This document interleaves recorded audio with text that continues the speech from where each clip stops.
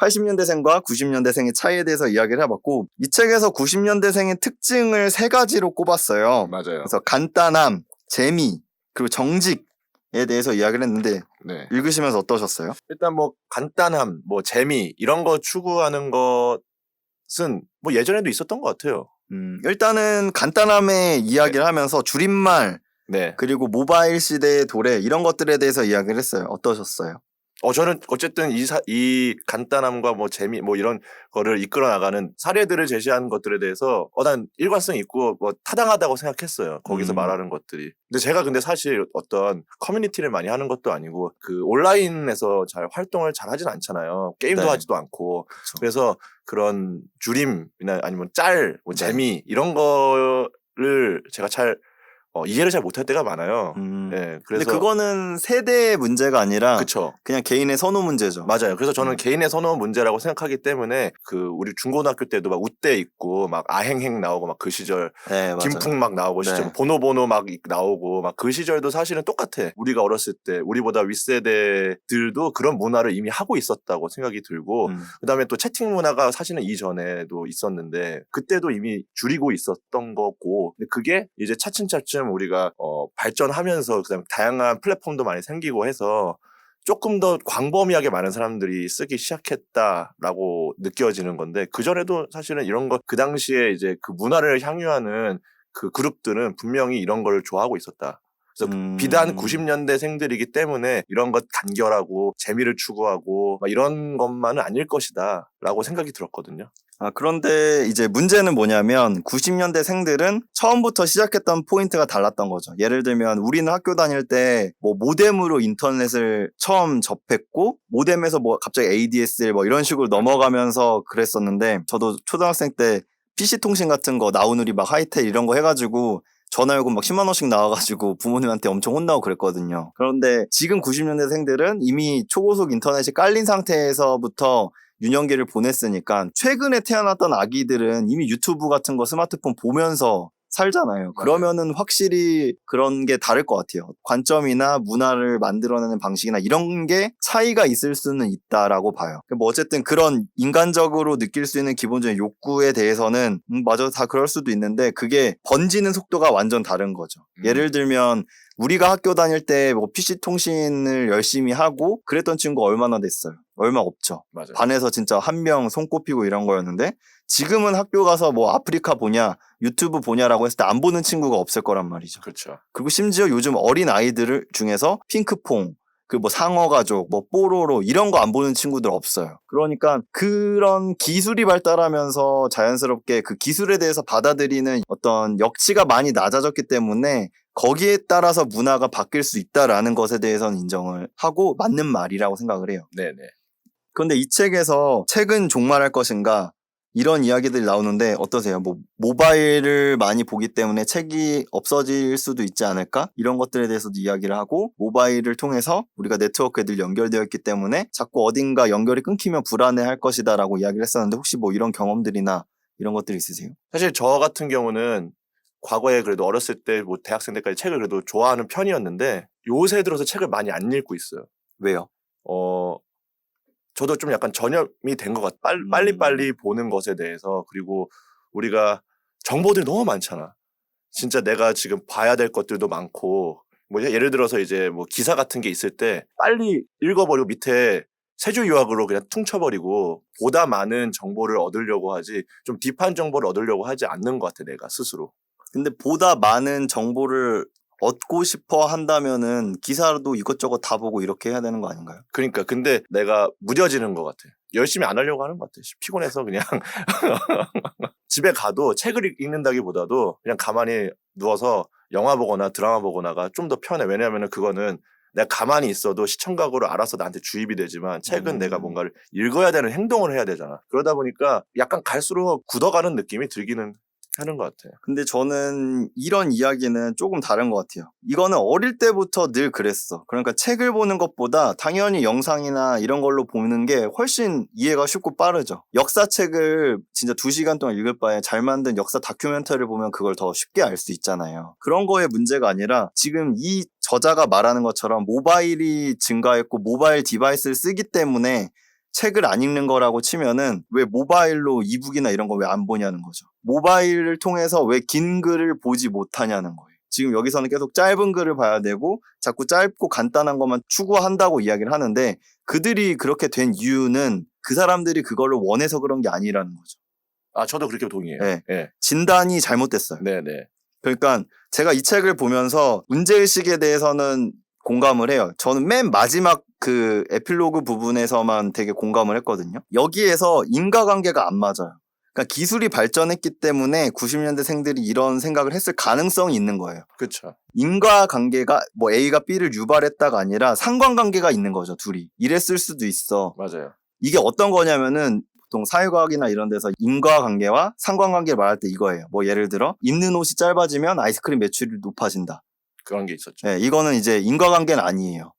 근데 상관관계는 있죠. 왜냐하면 날씨라는 중요한 매개가 있으니까. 90년대 생들의 어떤 세대의 특징을 정의하는 것 자체가 기술 개발에 대해서는 이야기를 하지 않고 그냥 단순하게 뭐 언어가 바뀌었고 이런 식으로 바뀌어서 그냥 이렇게 바뀐 거다라고 하는 것 자체가 조금 말이 안 된다고 생각했어요. 그러니까요. 논리적으로. 맞아요. 저 아까 제가 말하려고 했던 게 개인차라는 걸 얘기하려고 했던 거예요. 네. 90년대생들이 다 그렇다기보다도 지금 전체적으로 이제 사회적으로 이슈가 되는 것들은 되게 짧게 그쵸. 나가는 것들이다 보니까 대중문화에서 계속 그런 것들을 소비하게끔 만들고 있어요. 근데 그 와중에도 긴 글 혹은 또 이제 조용하게 책 읽는 사람들이 분명 있고 그렇기 때문에 지금 이번에 서울 도서전도 엄청나게 잘 됐고 책에 대한 수요는 늘 있거든요. 근데 대중매체나 이런 곳에서 좀 짧고 간결하고 이런 것들이 쿨한 거야, 힙한 거야 이런 식의 뉘앙스를 좀 만들어가고 있는 것 같고 페이스북이나 SNS 같은 데에서도 짧고 간결하고 짤 같은 것들 그다음에 거기서 나오는 유머 병맛 코드의 영상 홍보들 이런 것들이 늘 회자되기 때문에 사람들이 그걸 가지고 얘기하는 것들이 대외적으로 많다 보니까 이런 것들만 소비가 된다라고 생각하게끔 만들어지는 것 같아요. 저는 요즘에 드는 생각이 어떤 거냐면은 뭐 자꾸 뭐 AI가 발전하고 딥러닝 기술이 발전해서 큐레이션 서비스가 활성화된다고 하고 실제로 최근에 창업하는 스타트업들 보면은 큐레이팅을 해서 정보나 상품을 제공하는 플랫폼 서비스를 하겠다고 이야기하시는 분들 굉장히 많은데 저는 이게 되게 사람을 무기력하게 만드는 현상이라고 생각해요. 최근에 제가 배철수의 음악 캠프를 들으면서 이런 이야기를 들었어요. 그러니까 예전에 음악을 듣게 되면은 내가 좋아하게 되는 아티스트가 있고 그 아티스트가 어떤 장르를 하는 가수고 이 장르에 다른 가수는 누가 있지? 내가 찾아서 들었는데 요즘에는 유튜브에서 음악을 들으니까 그냥 유튜브 알고리즘이 추천해주는 음악을 그냥 듣게 되는 거야. 그치. 재즈 하는 가수가 뭐 방탄소년단의 노래에 대해서 리뷰를 하면 그 다음에 재즈 음악이 나오는 게 아니라 방탄소년단 노래가 나와요. 그러니까 이게 매칭이 안 되는 거야. 딥러닝이나 뭐 AI들이 추천하는 거라고 해봤자 사람들이 지어낸 단어나 제목들의 어떤 특정 워딩을 가지고 추천을 해주는 건데 그냥 이런 식으로 추천이 되는 거를 사람들이 그냥 받아들인다는 게 어떻게 보면 지금 저희가 취향연구소라는 컨텐츠를 하고 있지만 과연 우리는 우리의 취향에 대해서 스스로 연구하고 있는지에 대해서는 전 의문이에요. 맞아요. 예, 그러니까 뭐 도서전들에 사람들이 많이 오는 것 자체가 과연 내가 도서전에 한번 가서 인스타그램 사진 한번 찍는 이 지적 허용을 채우기 위한 것인지 아니면 정말 책을 읽고 누구랑 그 책에 대해서 이야기를 나누고 토론을 하는 것에 대해서 욕구가 있는 것인지에 대해서는 저는 의문이다. 후자에 대해서는 의문이에요. 제가 이번에 도서전을 다녀왔잖아요. 네. 가서 보니까 저는 이제 3년 연속 도서전을 갔거든요. 근데 갈수록 거기 세워진 부스들이나 거기서 뭐 보여주는 여러 가지 프로그램들이 있어요. 보면은 중간중간에 이제 강연도 있고 그다음에 어린 뭐 중고등학생서부터 나이 드신 분까지 뭐 자기 얘기하는 그런 라운지도 있었고 보면은 제가 생각할 때는 되게 다양한 그리고 인디 잡지들도 되게 많이 소비가 네. 되고 그래서 거기 오면은 되게 내가 책을 모르더라도 거기 왔다라는 것은 나는 이런 책을 한번 보고 싶다 혹은 나는 어떤 책이 관심이 있을까를 한번 둘러볼 수 있는 기회라고 생각이 들거든요. 물론 이제 뭐 민음사라든지 굉장히 큰 출판사들은 되게 부스가 커요. 그쵸. 엄청 커요. 대신에 안쪽으로 들어가 보면은 한 평 정도 되는 그 정도의 부스들이 따닥따닥따닥 붙어 있단 말이에요. 근데 거기만 지나다녀도 굉장히 다양한 그 책들, 그다음에 그 출판사마다 또 기획한 그런 상품들을 내놓고 있거든요. 보면은 다 달라. 보면. 그래서 그런 거 한번 보러 간 것 자체도 그 사람들이 자의적으로 물론 이제 SNS용으로 가는 사람들도 분명 있겠지. 그렇지만은 거기 뭐 입장료가 또 한두 푼도 아니고 사실은. 근데 책 한 권 값이죠. 그러긴데. 근데 어쨌든 거기 가서 그런 걸 둘러본다는 것 자체는 대외적으로 사람들이 짧게 만들어진 힙한 감성들을 보다도 내가 자의적으로 나가서 나의 취향을 찾아보려고 하는 사람들이 나는 분명히 많이 있다고 생각했어요. 그 현장에서. 그렇죠. 어쨌든 취향을 찾아보고 연구까지 해야 되는 거예요. 저는 그렇죠. 예. 탐색을 했으면 거기에 대해서 연구해야 지식이 되고 그 지식이 체득이 되면 그게 진짜 취향으로 완성되는 건데 그냥 조금 안타까워요. 그냥 간단한 걸 좋아한다는 거 자체가 그건 좀 안타까운 것 같아요. 그래요. 그렇다고 뭐 그 사람들이 그런 간단한 걸 추구하는 문화에 대해서 비난을 하는 건 아니고 비판을 하는 것도 아니고 그냥 좀 안타깝다는 거죠. 네네. 짧은 걸 좋아하고 어떤 간결한 재미를 좋아하는 풍토가 사실 있긴 있죠. 지금 현재. 그렇죠. 근데 그런 게 되게 라이트하잖아요. 사실 지금 우리가 소비하는 짧은 문화를 소비한다는 게 되게 라이트하게 여겨질 때가 있는데 책에 보면은 무슨 초단편 네, 소설에 대해서도 나오죠. 나오기도 하고 막 그런데 제가 생각할 때는 그 짧다고 해서 마냥 라이트하다고 생각하진 않아요. 오히려 짧을수록 축되고 이런 건 있죠. 그쵸. 네, 뭐 시가 그런 거죠. 시도 그렇게 따지면. 그렇고 짧게 내 얘기를 전달하기 위해서 정말 거기에 굉장히 많은 노력과 가치를 넣었을 거란 말이죠. 물론 되게 라이트하게 소비되는 짧은 것들도 있지만은 어떤 것들은 되게 짧지만 되게 강력한 한 방을 주는 것들이 있단 말이에요. 그 하이쿠라는 거 아세요? 예, 일본의 예. 시죠. 짧은 예. 시들. 뭐 일본 문화 중에 하나인데 이게 이제 류시아 씨가 한 줄도 너무 길다라는 그 책으로 이제 엮어가지고 이제 낸 게 그걸 되게 재밌게 봤었어요. 제가 보면은 반딧불을 쫓는 이들에게 반딧불이 불을 비춰주네. 이게 다예요. 그냥 이게 거기서 느껴지는 서정적인 거라든지 이 반딧불을 찾는 사람에 대한 마음도 되게 느껴지고 반딧불이 자기를 찾는 사람들에 대한 마음도 느껴지고 그러니까 이런 짧은 것에서도 굉장히 많은 가치를 느낄 수 있는데 우리가 괜히 짧다라는 것 때문에 저건 라이트할 거야. 좀 가벼워. 생각들을 갖게 되는 것 같아요. 근데 이런 시구는 들으면 통찰이 있잖아요. 그니까요. 근데 저는 이 책은 통찰은 없었어요. 이 책 말고. 이 책 길어. 심지어 이 책 길어. 여기서 보면은 요새 90년대생들은 짧은 거 좋아한다. 우리 좀 조심해야 된다. 해놓고서 책을 뭐 300페이지 똑같은 얘기 써놨어. 그러니까 어쨌든 이 책은 90년대생을 이해하고 싶어하는 그 윗세대 분들에게 읽히기 위한 책이겠죠. 물론. 그렇겠죠. 예. 근데 이 책을 읽은 90년대생들의 리뷰들 중에 일부는 2, 3부는 없어도 되는 내용인 것 같다. 그렇죠. 너무 길다라고 이야기를 하긴 하더라고요. 그리고 사실은 2, 3부는 90년대생들이 사실 볼 필요 없는 파트예요. 이들을 대할 때 어떻게 해야 된다라는 게 이제 들어있는 부분이니까. 네. 뭐 이런 식으로 90년대생들의 특징 중에 뭐 간단하거나 재미있거나 이런 것들에 대해서도 이야기를 해봤는데 세 번째 특징이 정직이에요. 정직. 이 챕터에 대해서는 어떻게 보셨어요? 90년대생들은 정직함에 대한 가치를 추구한다. 그러면서 뭐 최근에 뭐 어떤 평가하는 것들이 점수가 투명하게 공개를 되고 사회적인 문제나 이슈에 대해서 불편하다고 기꺼이 목소리를 낼 수 있어야 된다라고 이야기를 하는데 어떻게 보셨는지.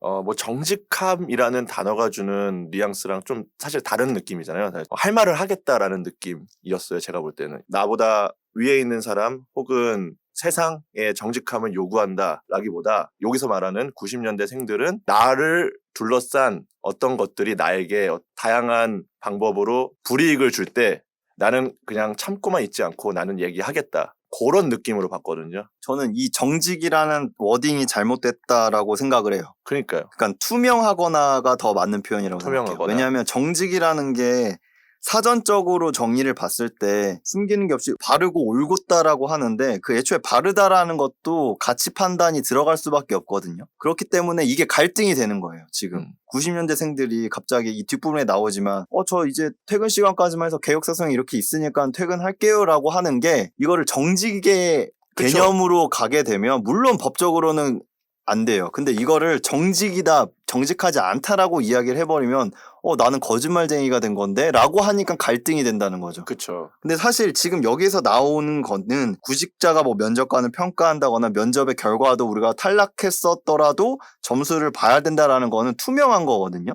정직이랑은 다른 거예요. 정직이랑 다르죠. 네, 거짓말을 한 건 아니잖아요. 그렇죠. 특히 이 부분에 지금 숙명여고 사건을 나오면서 그것에 대해서 뭐 90년대생들이 분노하고 있다 이런 이야기를 하는데 물론 여기에서 결론적으로 이야기했었던 건 맞아요. 그런 고등학교 교직원과 학생이 같은 학교에서 있을 수 있게 되는 그 시스템 자체에 대해서는 비판을 해야 되는 게 맞는데 이 책을 보면서 되게 불만스러웠던 건 뭐냐면 아직 법적으로 정확하게 처분이 나지 않은 사건을 예로 들어서 할 필요까지는 없었다고 봐요. 또 다른 예시가 사실 엄청 예, 많았을 다른 텐데. 예시를 실제로 지금 지난주에 그것이 알고 싶다에서도 이 학종에 대해서 이야기를 했었는데 그러면서 실제로 유죄 판결 받았었던 그 사건에 대해서도 뒷부분에 이야기가 나오거든요. 이거를 굳이 책에서 썼다는 것 자체는 저는 그냥 어그로를 끌기 위함이 아니었나라는 생각밖에 안 들었어요. 그 앞부분에서도 82년생 김지영은 X세대인가? 이것도 되게 근데 무의미한. 예, 정작 이 82년생 김지영이 사회적으로 줬던 함의 뭐 젠더 이슈나 성 역할에 대한 문제는 전혀 없고 나 82년생인데 82년생 김지영 X세대 아닐까? 이거는 그냥 목차 넘겨봤던 사람들이 82년생 김지영 요즘 말로 하면 코인 탄다고밖에 볼 수 없는 맞아요. 예, 논리적으로는 전혀 연관이 없고 그런데 저는 이 정직하다라는 단어를 썼다는 것 자체가 굉장히 문제라고 보는 게 우리나라 사회가 너무 정직해야 되고 선에 대한 것들이 너무 깐깐해요. 뭐 우리나라가 일본이랑 무역 이슈가 있잖아요. 네, 맞아요. 그래서 일본에서 무역 제재를 한다고 했는데 7월 5일 금요일 녹화 기준으로 어젠가 그저께 이시연 씨가 일본 여행 가서 사진 올린 걸 가지고 갑자기 뭐 매국노 취급을 했죠. 매국노 취급을 네. 하고 뭐 일본 제품들 불매 운동 하겠다라고 하고 있는 것들이 말이 안 된다고 생각해요. 저는 그게 그렇게 하는 사람들이 네. 되게 일부분인 것 같아요. 근데 또 지금도 뭐 포털 검색어 보면은 일본 불매 운동 이런 거 올라오잖아요. 그러니까 이게 왜 올라오는지 모르겠어. 내 주변에 물어보면은 그렇게 할 사람이 한 명도 없거든. 도대체 누가 이런 걸 하고 있는지 뭐 이런 생각을 누가 갖고 있고 누가 하고 있는지 모르겠어. 그러니까 뭐 이 뒷부분에서 나와요. 소비자들 이런 이야기를 하면서 뭐 남양유업의 갑질이나 그러니까. 이거는 이제 저희가 뒷부분에서 이야기를 하는 걸로 하고 어쨌든 이 정직에 대한 것, 선에 대한 것들의 기준이 너무 빡빡하고 그게 심지어 자기보다 뭔가 권력을 가지고 있거나 경제력을 가지고 있거나라고 하는 사람들한테는 굉장히 엄격한데 그게 자신한테는 엄격하지가 않아요. 맞아요. 나는 괜찮은데 쟤는 하면 안 돼. 왜? 쟤는 나보다 돈 많이 버니까. 쟤는 나보다 권력이 있으니까. 저는 그 기준은 누구나 다 똑같이 가지고 있어야 된다고 생각을 하거든요. 그렇죠. 선에 대한 기준, 정직에 대한 기준은. 네. 근데 그거를 나는 괜찮아라고 하는 이기심들이 너무 많은 것 같아서 그게 조금 안타까워요. 그렇기도 하고 어떤 이슈가 터졌을 때 그 이슈가 바로 나한테 부당함이 나한테 바로 체감되지 않는 상황에서는 쌍욕을 하지 않아요. 내가 부당하다고 생각되는 내 개인사적으로 부당하다고 생각되는 것을 말하면 미친 듯이 화를 내면서 내가 체감하진 않지만 저건 잘못됐어라고 생각하는 동일한 건데도 거기에다가는 화를 안 내. 그리고 침묵하죠. 침묵하지. 네. 저는 약간 사회 자체가 너무 완벽에 대한 강박이 있는 것 같아요. 그렇지. 저희가 지난주에도 이야기를 했지만 결국 인간은 불완전하기 때문에 어떤 사회적인 제도나 이런 것들로 보완을 하는 거거든요. 이게 실제로 밀의 자유론에 이런 이야기가 나와요. 그러니까 진짜 자유는 인간이 불완전하기 때문에 어떤 법치주의를 통해서 제도를 통해서 이걸 보완해야 된다라고 이야기를 하거든요. 인간들은 불완전하니까 제도적인 걸로 이걸 계속 보완해 나가고 해야 돼. 근데 이거는 지금 자꾸 사람들한테 너무 도덕적으로 순결한 것을 원하는 것이 너무 과잉인 것 같아요. 너무 분노들이 너무 많아. 사회 안에. 화낼 것들도 많고. 90년대생들이 이런 특징을 가지고 있다라고 했는데 결국 그 사회를 만든 건 누굽니까? 이 책 쓴 사람들 포함한 저희 같은 윗사람 세대거든요. 왜 그거에 대해서는 반성이 없죠. 반성이 전혀 없어요. 네, 반성이 없고 이게 다 시대의 흐름에 이렇게 될 수밖에 없었다. 그러니까 이해해 주세요라고 하는데 그거에 대한 뭐 어떤 정확한 대안을 제시한다거나 이런 게 없고 그렇죠. 시대가 변했으니까 환경이 변해서 이렇게 된 거야. 근데 우린 책임 없어. 우리도 IMF 겪었고 이렇게 된 거야. 이런 식으로밖에 안 되는 것 같아요. 이러면은 뭔가 세대가 결국 화합할 수가 없을 것 같아. 맞아요. 여기 보면은 어쨌든 꼰대 얘기도 나오긴 하는데 본인은 꼰대라고 일단 지금 거의 꼰대 쪽에 있는 상황인데 너네가 우리를 꼰대라고 말하는 것에 대해서 이해해 라는 포지셔닝을 취하면서 자기 변호를 엄청 하고 있다는 생각이 들었어. 네, 맞아요. 어쨌든 일부에서는 결국 이런 불편러들이나 90년대생들은 안정감을 추구를 하고 그 안정감을 추구한다는 이유로 어떤 누군가를 혐오한다거나 어떤 선호에 대해서 강요해서는 안 된다라고 이야기를 하는데 그러면은 제가 만약에 꼰대라면 이럴 것 같아요. 그러면 너네는 왜 우리 이해 안 해줘? 이걸 약간 정치적인 이슈로 이야기를 한다면은 뭐 광화문에서 태극기 들고 오시는 분들한테 저 틀딱들 이런 식으로 쉽게 우리가 얘기를 하는데 자기들 몸소 그 전쟁통을 겪었던 사람들이 왜 거기로 나올 수밖에 없었는지에 대해서는 전혀 이야기가 되고 있지 않다는 게 좀 안타까운 거죠. 결국 갈등이 계속 해결이 안 되는 것 같아요. 그 갈등이 해결되면 안 되는 상황들이 있으니까. 그렇죠. 그러니까 자꾸 정치하는 사람들이 편갈라서 그렇죠. 부추기고 하는 것 같아요. 그렇죠. 그러니까 이거는 결국 우리가 수싸움에서 우리는 말인 거예요, 말. 우리는 그 안에서 말인 거고, 뭐 어디까지 얘기할 수 있는 거예요, 여기? 네, 모르겠어. 뭐 얘기는 하는 건 상관이 없죠. 편집하면 되니까. 아무튼 그 말로써 있는 경우들이 많았다. 그런 상황들이 많았다. 우리가 서로 이번에 기생충 보면서도 느꼈어요. 우리가 대립하는 사람들은 우리끼리야. 그쵸. 우리끼리. 위에 있는 사람들은 우리가 막 리스펙 이러고 네. 우리가 실제 싸우는 사람은 운전자는 운전자끼리 싸우고 그쵸. 그다음 가정부는 가정부끼리 싸우고 자기 밥그릇 하나 가지고 네. 막 이런 것들 해결되지 않으면은 우리는 더 나아갈 수가 없는 거죠, 사실.